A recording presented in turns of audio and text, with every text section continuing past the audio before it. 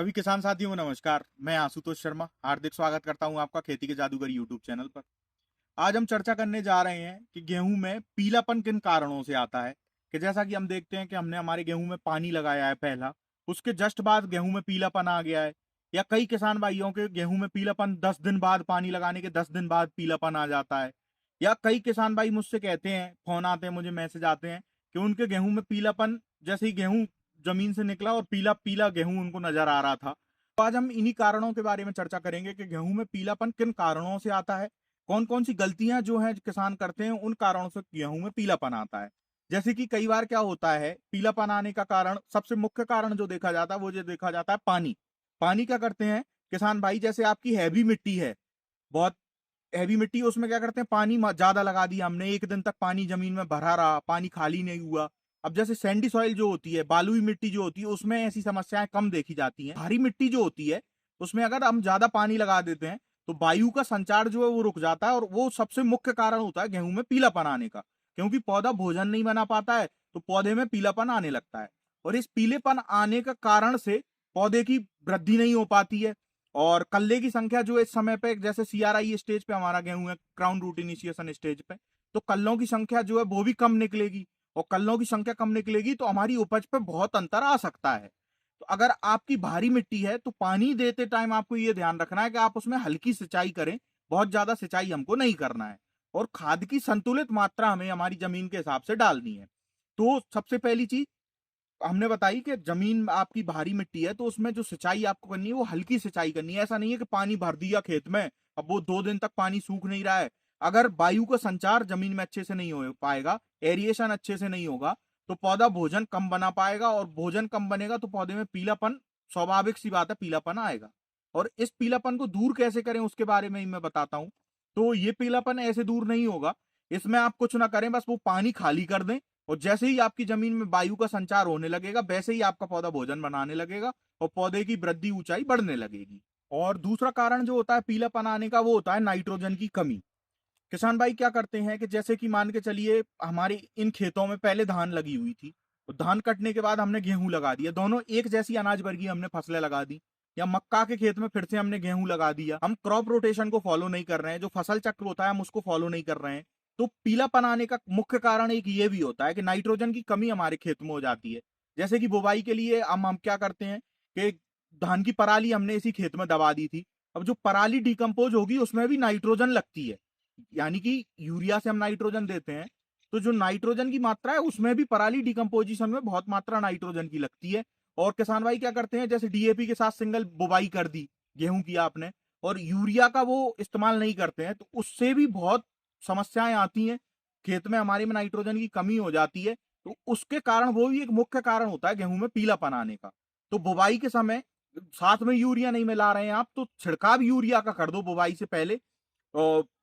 RDF के हिसाब से, रिकमेंडेड डोज ऑफ फर्टिलाइजर्स के एक रिकमेंडेशन होता है। जैसे गेहूं का जो रिकमेंडेशन है 120-60-40 हेक्टेयर में 120 किलोग्राम नाइट्रोजन, 60 किलोग्राम फास्फोरस और 40 किलोग्राम पोटेशियम, उस हिसाब से हम हमारे खेत में आरडीएफ देते हैं।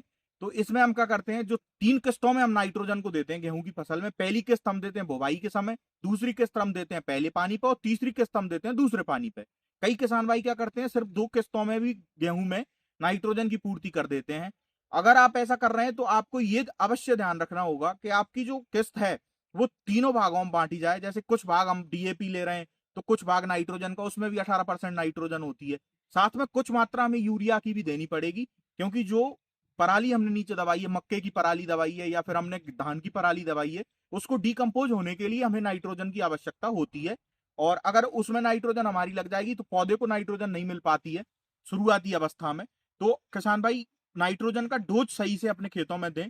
और मैं एक बात और कहना चाहूंगा कि अपनी मिट्टी की जांच अवश्य कराएं समय समय पे, जिससे हमें पता चल सके किस पोषक तत्व की हमारी मिट्टी में कमी है, हम उसको डाल सकें और अच्छी पैदावार हमारी निकले। कई बार क्या होता है, खरपतवार ज्यादा हो जाते हैं हमारी खेत में, तो हम शाकनाशी या कहते हैं हर्बिसाइड का उपयोग करते हैं।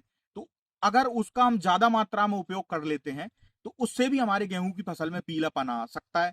तो किसान भाई ये चीज का अवश्य याद रखें कि शाकनाशी का जो डोज है, खरपतवार नाशी का जो डोज है, सही टाइम पे डालें, सही जगह पे डालें और सही मात्रा में डालें। इस चीज का किसान भाई अवश्य याद रखें। और कृषि वैज्ञानिक, कृषि विशेषज्ञों की सलाह अवश्य लेते रहें कि कितना डोज हमें देना है हमारी फसल में, किस समय पे हमें वो डोज देना है। अगर डोज हम ज्यादा, थोड़ा ही ज्यादा बढ़ा के दे देते हैं तो उससे हमारी गेहूं में पीलापन आने लगता है और गेहूं की बढ़वार जो है वो रुक जाती है। उसका बहुत गलत प्रभाव हमारी फसल पे पड़ता है।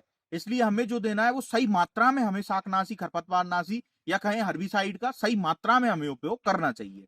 कभी कभी क्या होता है, हमारी जमीन में माइक्रोन्यूट्रिएंट्स की कमी हो जाती है, सूक्ष्म पोषक तत्व की कमी हो जाती है। उसके कारण भी हमारी फसल में पीलापन आता है, जैसे कि सल्फर हो गया, आपका मैग्नीज हो गया, जिंक हो गया, आयरन हो गया। तो इन चीजों का भी हमें अवश्य याद रखना है। मैंने आपको बताया था, आपके पास में जो कृषि विज्ञान केंद्र हो गए और जहां मृदा परीक्षण होता है, आप मृदा परीक्षण हम अवश्य कराएं, आपकी मिट्टी की जांच अवश्य कराएं, जिससे हमें पता चल सके कि किस चीज की हमारी मिट्टी में कमी है, उस चीज को हम डाल सकें, जिससे हमारी उपज बहुत अच्छी हमें निकले। अब जैसे ही क्या होता है, कई बार आयरन की डिफिशियंसी आती है, तो पत्ती क्या होती है, ऊपर से सफेद होने लगती है, नीचे से पीलापन जैसा आने लगता है। अब कई बार हम उस चीज का ध्यान नहीं दे पाते हैं। तो इन चीजों का किसान भाई अवश्य याद रखे। इस वीडियो के थ्रू हम और जानेंगे कि और कारण क्या होते हैं पीलापन हमारी फसल में आने के। जैसे कि कई बीमारियां होती हैं फसल में, उनके कारण भी पीलापन आता है। अब बीमारियां लग रही हैं, सूख रही है, बिल्टिंग हो रही है हमारी फसल की, तो उन बीमारियों को भी, जैसे बीज उपचार किसान भाई नहीं करते हैं, मैं देखता हूँ, बीज उपचार करना बहुत आवश्यक है। एफआईआर तकनीक से बीज उपचार जरूर करें। डिस्क्रिप्शन में मैंने लिंक डाली है कि एफआईआर तकनीक से हम बीज उपचार कैसे कर सकते हैं, उसके ऊपर मेरी पूरी वीडियो है, आप उसको अवश्य देखें। अब हम बताएंगे जैसे कि कई बार क्या होता है, अब ये धान के खेत हैं या मक्के के खेत हो गए, उनमें जड़ माहू की समस्या बहुत देखने को मिलती है। तो पूरा पौधा ऊपर से पीला पड़ने लगता है हमारा। तो जड़ माहू का, उससे इंसेक्टिसाइड हमें डालना होगा। या तो आप यूरिया में मिला के इंसेक्टिसाइड का उपयोग कर सकते हैं, या फिर आप उसमें स्प्रे करके इंसेक्टिसाइड का उपयोग कर लें, जिससे कि जड़ माहू खत्म हो जाए, हमारी गेहूं की पैदावार अच्छे से हो सके और जो उपज है वो हमें अच्छे से मिल सके। और अगर आप जानना चाहते हैं कि पहले पानी पे हम कौन से खाद डालें, तो उसकी भी मेरी लिंक डिस्क्रिप्शन में डली हुई है, आप उसको वीडियो को देख सकते हैं, कि जिससे हमारी कल्लों की संख्या बहुत अच्छी हमारी फसल में निकल सके। अब हम जानेंगे कि और कारण क्या होते हैं जिससे पीलापन हमारी गेहूं की फसल में आता है। एक मुख्य कारण पीलापन आने का यह भी होता है कि हम सिंचाई सही समय पे नहीं करते हैं और सही खाद की मात्रा हम हमारे जमीन में नहीं डालते हैं। उसके कारण भी हमारी फसल में पीलापन आ सकता है। तो किसान भाई इस समय का भी अवश्य ध्यान रखें कि हमें जो सिंचाई है वो सही समय पे करनी है।